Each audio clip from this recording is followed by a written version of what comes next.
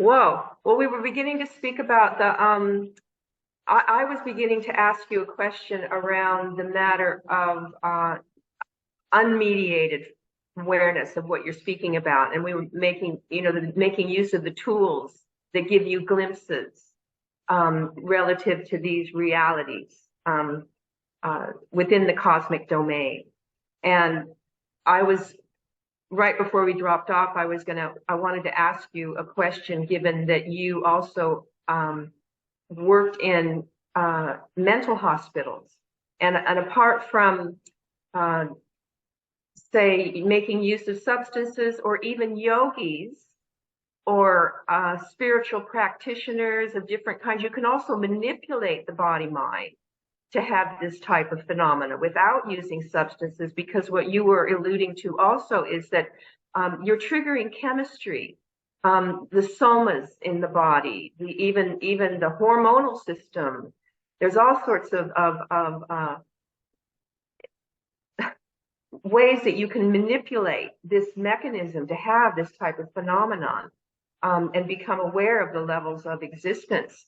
And yet also oftentimes conventionally, from a more ordinary perspective of ones who want to maintain identity with this fixedness in space and time, as commonly is assumed, that people who are labeled insane or madmen, may be babbling, about these types of phenomena, and people just kind of like brush them off as if they're crazy. Well, that's understood by a few psychologists. They do understand that these people are in different worlds, different dimensions, and different time periods, which are all part of the whole scheme of things. Yeah. Yeah. Without going into that too much now as a diversion, it's just an acknowledgement of the kind of broad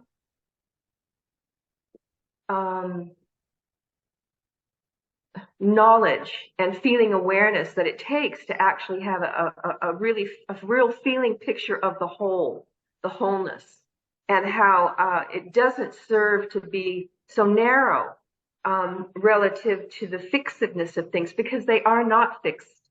And from what you're describing, this perpetual, constant change. And what is your relationship to it? Where is the source position, or the place from which you are relating to this? What's true about it? What is real about it? How do you move about it responsibly? What is the purpose of it? All of these are the profound questions that one begins to participate in. And I can feel in the time that we've spent together, and in you communicating more about your life, again, not only is there the required openness relative to hearing and understanding the possibilities in the cosmic domain, but also the openness of the heart in its willingness to feel the manner in which the divine reveals itself in relationship to any heart that is available and volunteering for that and yearning for that. And even the heart that is closed, you understand what the mechanism is, and then if you can feel into the closure of the person, you get to see where their limitation is, where their whether it be in a righteous, whatever, crazy, whatever. But you get to see, you are now understanding the mechanism by which people are operating. You have a kind of an operating system that you can understand in the emotional matters of people. The mental attitudes is just attitude. But you get to see primarily that people are dealing in an emotional terms. That is the primary operating system of people, their emotional basis. If you're free of certain areas of those centers, because they do relate to the body, they're not just abstract ideas. These are this is where you get to see the reality of this time and this place and this world and these ideas and what's floating around, but you get to see it in your relationships with people and mm, friends and mm, family mm. and what people are involved with. So Yeah, there's a cross understanding, not in yeah, detailed yeah, form, yeah. but in just to say emotionally. So it's not just about the possibilities of that, but the actuality of this. So that's what you're alluding to in the next line, where you indicate that you become aware of the madness and what others are doing. Like there's a sensitization, if I understand that correctly, in terms of what you're describing. And in that, it would also, because of your own direct experience of it, it gives you the tools to be able to relate to life and others with a sense of feeling discrimination, intelligence, compassion, Empathy, understanding, empathy. Yes, yes, right, yeah. right. And then, also it's not just because you, me, I is still operating in a different way. Mm, So um, I don't get manipulated in the right. manner that people do get manipulated by Mm, these trauma. I mean, I'm not being cold here. I mean, I do understand that there's a lot of suffering and there's a lot of people that need help, and mm, I'm not discarding that. mm, But I also get to see what keeps people in their suffering, in mm, their uh, uh, identities, whether it be through, you know, national identities and racial identities, ethnic identities, sexual identities, mm, cultural, linguistic, neighborhood. It's all similar. It's mm, all operating mm, in different mm, mm. contexts, some lower, some higher, some abstract, some. It's a universal system happening here. Yes. So Yeah. based upon your experience, I can feel a wisdom that has come about in relationship to your own mechanism, and but then also it's informed you in terms of how to, as you said, empathetically relate to others and help others, but then also know very really, is that individual even able to be available for the kind of help that can be given? Like there's a discrimination necessary relative to how you relate to people, given your awareness of what they are awake in. Are they conscious? Are they unconscious? Do they have any insight? Are they available? Do they have maturity? What can you do with them? How can you participate? How does it affect you and your purposes? And, I'm hearing that kind of precipice here. right. Mm, And also, do they really want to deal with mm, the the system or the context of their um,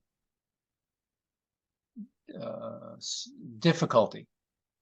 mm, mm, I have mm, I spent 15 years working in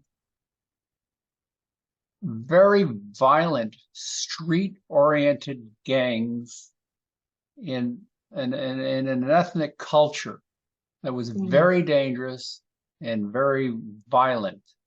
And it mm, was in uh, through I worked in different centers, not just mental institutions, residential, but public schools, but also alternative mm, schools mm. where young, mostly male, but female too. Um, well, we used to call roughnecks, but now they're gangsters. But they did have guns and they were using, and they had. This is during the 80s when the crack world was alive and hip hop and rap started to come on board in the 90s, and the street was violent, at least in the areas that I was in the Bay Area and around Mm, San Francisco, Oakland, Richmond, and Vallejo. mm, Um, and I'm in this environment mm, and I can see how people wanted to stay in that environment because there was a perpetrator creating this tension where the gangster had to be a gangster because there was a cop who was being the oppressor or the white or whatever. You know, you needed to have this kind of aggressor and victim. You needed this dynamic that kept this one person completely committed to a very, very depending on where I'm coming from in saying this, is that the suffering, basically what it is, it's suffering. And it's a very, so you get to see it, there's a sense of psychic kind of commitment to the struggle, psychic commitment, identity to being the victim. And there's a certain sense that I'm just a victim. Yeah. And that's inevitable. That is inevitable if there isn't any insight into the action of the separate self and separate self identity. And as you indicated, there will be then the addiction really to drama. The seeking is an addiction to solve a presumed problem. And therein, the drama is just a drama, a never ending drama. And I can feel in you, particularly one that had became sensitive to, at so many different levels, being sensitive to the implications of all of this in terms of how it affects your life, others' life, and I would imagine those that you care about or those that you wanted to help, and many, many different levels. We're not just talking about the gross realm. What you would have seen, and talking about going particularly into those tunnels, and seeing the suffering of people and an acute awareness of all of this. This must have had a significant impact on you. Yeah. At a feeling level. I mean, it touches my heart, when I can feel that, as you indicate, the suffering, and yet the addiction to it even. And it is all rooted in the loss of the thread, the connectedness to the divine process in the heart, that allows a real awakening to occur. And then, as you described, that you had those influences in your life, and I am hearing Adidas saying that this place would be literal hell, meaning that there's no way out. That you are literally trapped. And he said, but that is not true. And that's where you really get the horror. The horror without that divine influence. Yeah. You would truly be in not just purgatory, you'd be in a hell realm with no way out. Yes. And that's the saving grace of the divine intervention that has been historically, spoken about, but forgotten. And now entering into a whole dimension. But I want to speak a little bit about the victim. The victim is not fully conscious of this process that they're involved with. This is at a level of, unless the responsibility starts to come to the fore, to the understanding, the sense there's a deep, deep backstory to why you are doing what you're doing. There's a history behind you. Whether it be your mother, your father, your racial identity, your sexual identity, there's a cause that's keeping this alive, this struggle, this fight, this war on political levels and social levels, but in individual levels. These are all dark forces that haven't been dealt with. And we could go on, but I do know the time, but I do want to just bring up one point, and this is coming to the fore in my world on the B zone. And this plays into Adida.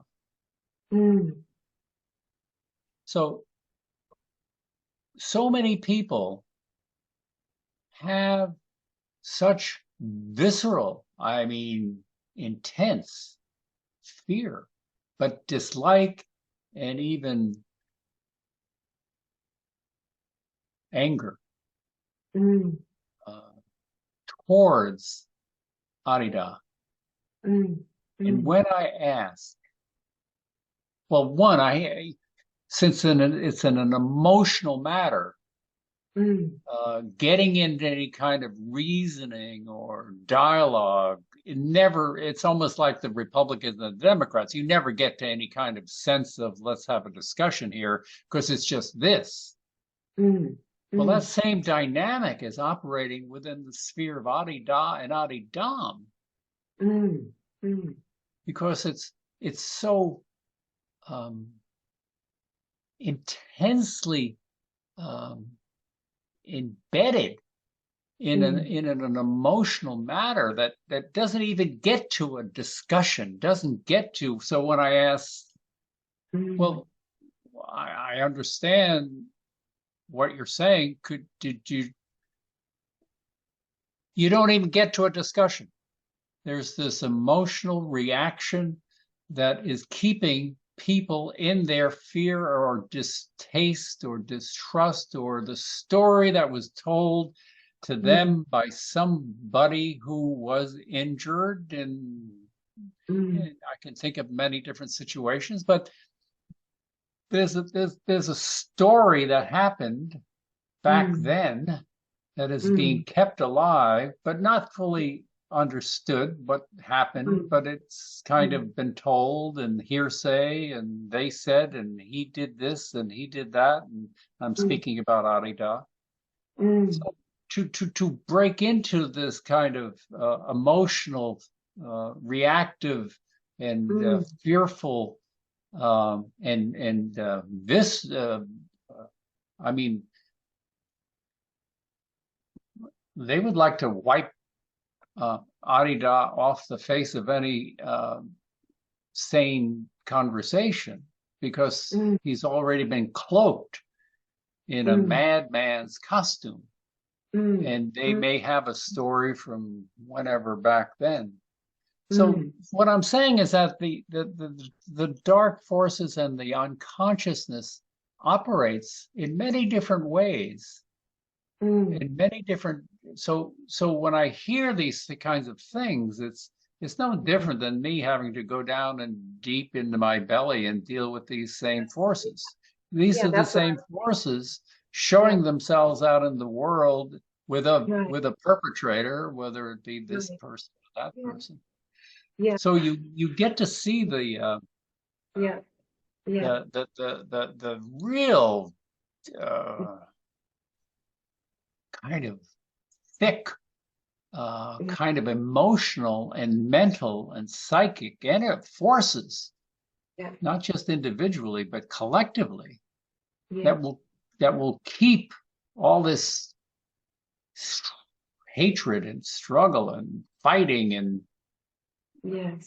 it's a maddening situation. And then if you become aligned or identified with, let's say, Arida, you become part and parcel as you must be crazy too, or I can't believe you for how you associate with him. And then you personally have to deal with that. And how do you deal with that?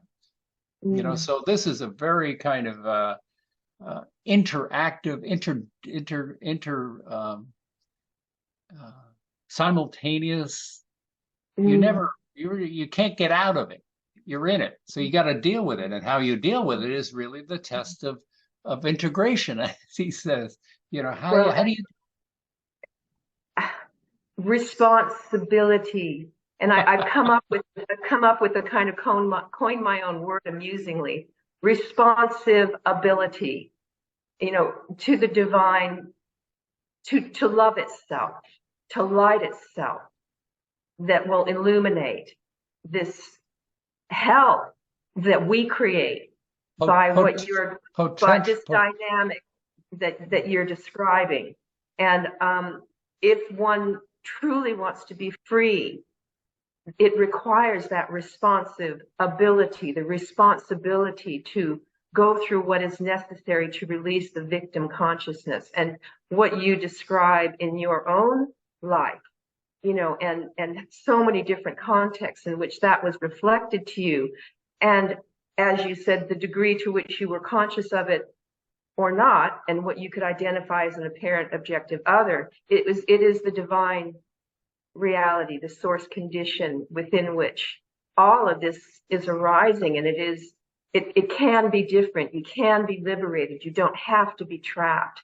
And this is what we are considering constantly, with one another. That's what brings joy and love and the ability to be able to be empathetic and compassionate and help and communicate, because otherwise what is the purpose of existence? Exactly. It's the only game in town. You know that. There's no other game. There's no other game, because that game is all pervading. Yeah. All And so I pervading. appreciate what you may call to be a hard line, but then in that it is a straightener. Like, you keep doing this and you lay it on me, you lay it on other. It is not okay, and you are perpetuating it yourself.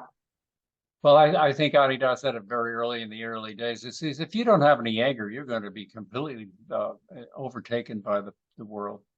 If you can't fight back, if you can't stand up, if you can't deal with it, then you're going to be truly overwhelmed and manipulated and violated yourself, because you will be the victim of your weakness. And this is where the world requires a strength and an integrity, where you don't get pushed around and you stand in your own sense of. Whoa, was his life a demonstration of that? I can tell you, I can guarantee you. Woo!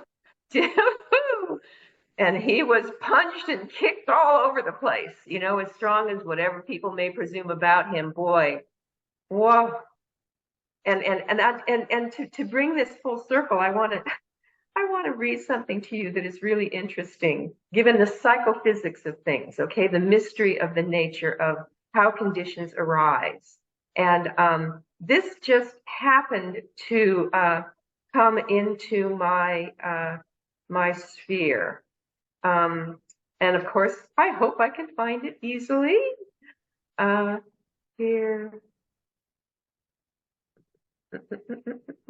Well, if I can't find it easily, I will just describe. Oh, here it is. Yes. This happened to show up in my inbox. Okay. And it must be because of my having done some search about this shaman, Huikal. And, but it's interesting that it shows up today, okay? And here is what it is. It's from a foundation that's called the Dance of the Deer. And it's just perfect. It says, this is from the shaman Huikal, and this is I think you refer to this particular shaman and the tradition associated with it actually on B-Zone. And it says, shamanism is the way of the heart. Shamanism strives to see with the heart, feel with the heart. By connecting our senses with the heart, we become more centered and are available to live a more holistic life. According to the Huikal, our hearts are a mirror of the universe that surrounds us. Through the spiritual practice, we can learn to see the mirror more clearly. By going on pilgrimages, for example, we connect with the life force of a sacred place in nature, while simultaneously drawing that energy into our hearts. The simple act of connecting with a mountain, a river, or the ocean in this way can help us to gain nuggets of cosmic wisdom, to better understand the underlying interconnectedness that ties everything together. As we progress on the shamanistic path, we eventually begin to understand that everything external is also within, and vice versa. With this perspective, we realize that our effects on our environment have an intrinsic effect on our own heart. And the work we do to purify, empower, and brighten our heart has a direct effect on everything around us. The Hukos say, open to the tutu, the flower of your heart. Nourish your heart, feed it with love, and water it with light so that it can blossom beautifully for the entire universe to enjoy. Tat Sundaram. Now that is a communication from the heart. Whatever tradition, the source, that is the heart. Oh, I was reminded of when I was living in Taos, I did some research on Carl Jung visiting the Taos Pueblo to speak to the shamans in 1925, because he was doing primitive work. You want to know about the primitive mythology. So he came to Taos in 1925 with McCormick and a professor from Berkeley who was studying language, Jaime. But basically I'll cut to the chase. He goes to see the medicine man, and he starts to ask him about the mysteries of the Pueblo people. And he was in dialogue with Carl Jung, and he started to talk about the white man. Mountain Lake was the Indian's name. And he was speaking about how the white man just always wants something, and he's aggressive, and he's commanding, and he's got to ruin everything. And in that description of the white man, Mountain Lake says, oh, and he's this and he's that, and he thinks with his head. Carl Jung, like, was shocked, just stopped in his tracks. And he's written about this in a couple of books, and it's in the Memory, Dreams, and Reflections, and I think volume 8 of his collective works, or 11. Carl Jung said, well, where else would you think? Where do you think? And he says, we think here. He pointed to his heart. Now, that one moment stopped Carl Jung in his tracks, but if you track the what that occurred for Carl Jung after that, he went to Africa and he came back.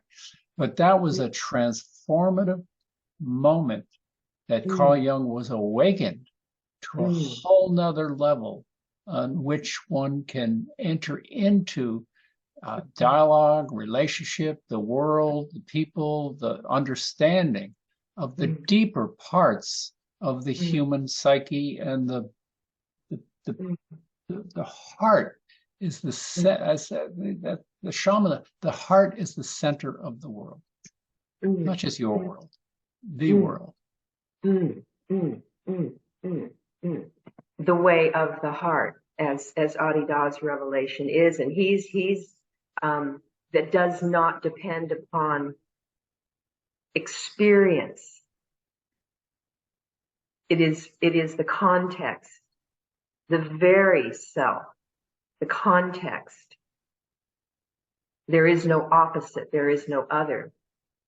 The profundity of that, so it takes you through the heart as it manifests in the gross, the subtle, and the causal domains. But then prior to that, even those understandings and all of what can be associated with those experiential, phenomenal perceptions and conceptions and sense of self and not self, whatever, the context is the heart, the light, the love.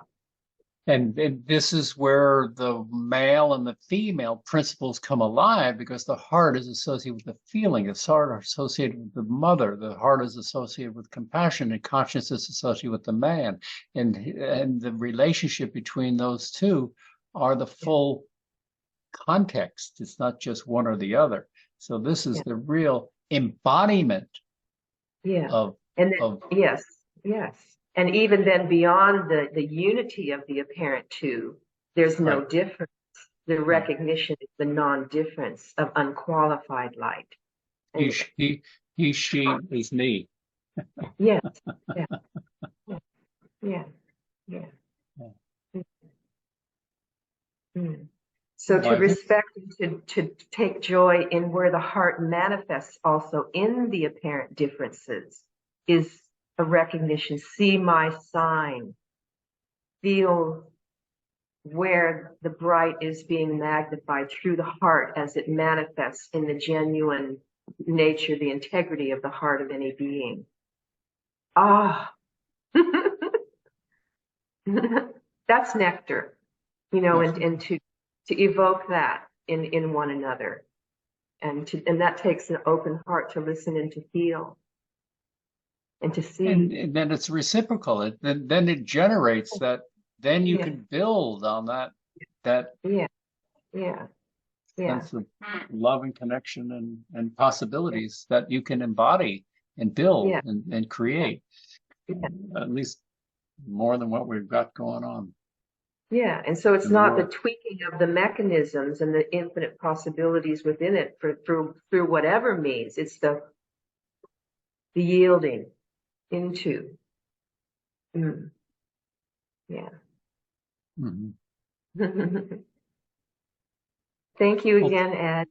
well, thank Yeah. you. And I think we've been speaking for quite some time, so we'll have to. Yeah. I appreciate your who you are and your time and our connection. Right. Likewise, very much so. And may this be service to anyone who feels moved. So thank you. Yeah. All right. Much love. You too. Bye. Bye.